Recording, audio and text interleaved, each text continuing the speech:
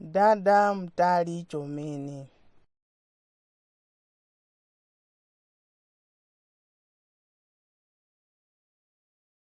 Mazyu yapya.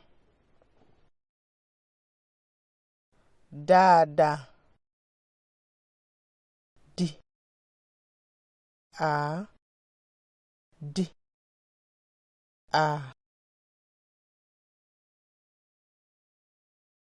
mtali T A L I jembe J E B E lifupi L I F U P I njinga J I G A mulyango U L I A G U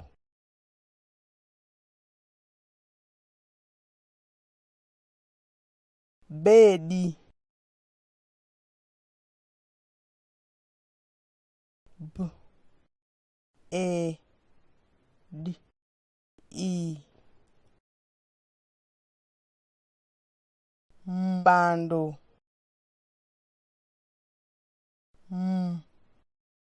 P A D O foloko F O L O K O nyumba I U B A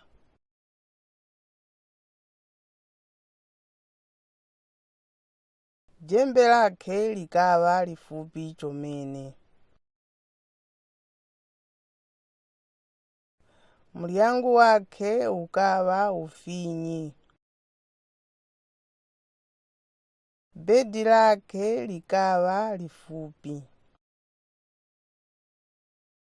Njinga yake ikawa ifupi. Dada uyu wakawa mtali chomene. Wakapanga chaka cha jembe lake chitali chomene. Wakapanga mulyango utali chomene. Wakapanga bedi litali chomene. Wakagula njinga itali chomene. Wakakhala pampando utali chomene. Wakalyelanga foloko itali chomene. Wakaileka nyumba yake na kukhala kutengere. Wakakhalako vyaka vinandi chomene.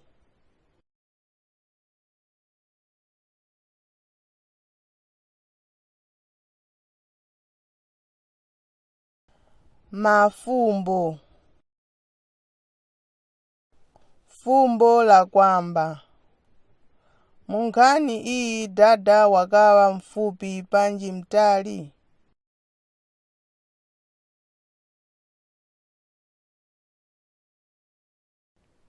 Fumbo la chiwiri.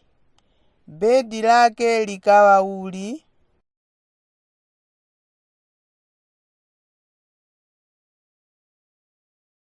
Fumbo lachitatu, ni mpando uli uwo dada wakakhalapo. Fumbo lachinayi, dada mtali wakaleka nyumba yake na kukakhala nkhu. Fumbo lachinkhonde, dada mtali wakagula njinga itali panji ifupi.